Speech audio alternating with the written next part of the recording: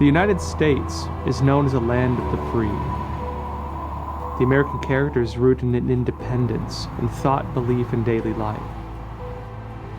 Yet the foundations of the American character are now under assault by groups that believe in changing not just the surface policies, but to also rewrite the history of this country, present new values to replace its traditions, and to reform even its foundation, the American Constitution.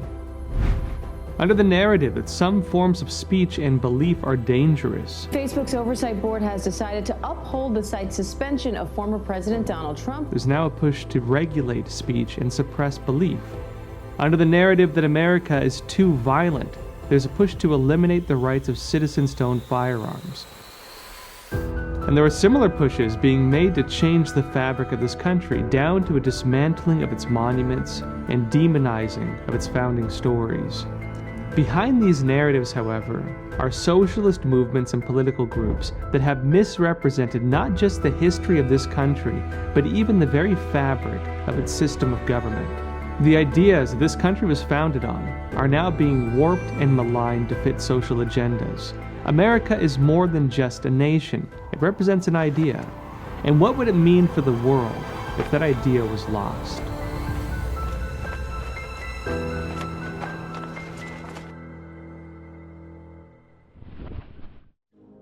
The American story was once seen as a message for the United States to promote. It was the idea that people, when given freedom, can create a prosperous and harmonious society. It was the shining city on the hill, with its message of freedom being an example for other nations to aspire towards.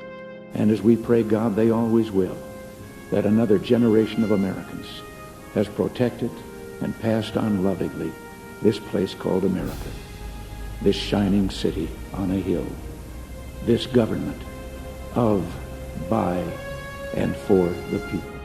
The American story is now being attacked by groups and powers holding that freedom itself is a danger, and that government should more finely regulate the lives of each person to ensure social harmony.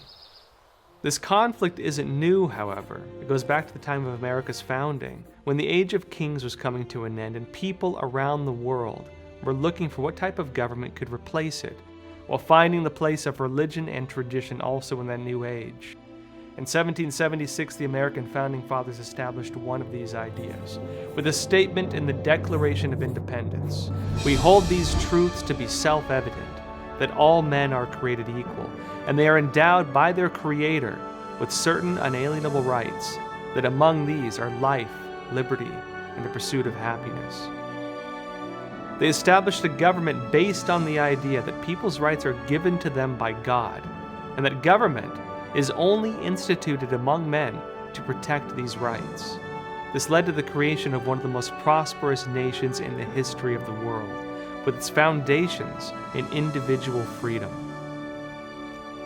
They had such idealist ideas that when in the Declaration, when they said, all men are created equal, and that's the assumption in the Constitution. It's very hard to believe that people anywhere else believe that. Not so much on race, but on class, whether they're Calvinistic, that if you're wealthy, you were either more devout or you were blessed by God, or your family genetically they didn't know much about genes, but they knew a lot what they call bloodline. So wealthy people were just superior people. But this idea that you were going to have land and anybody could come anywhere and become an American, that was a very radical idea.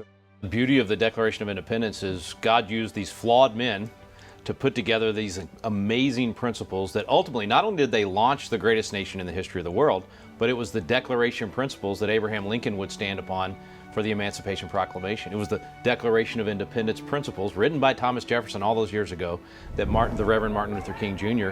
would march in the streets and recite over and over and over again. Mine eyes have seen the glory of the coming of the Lord. So they put in place the formula, even though it took time, that ultimately then would produce the freest, most powerful, most benevolent nation in the history of the world.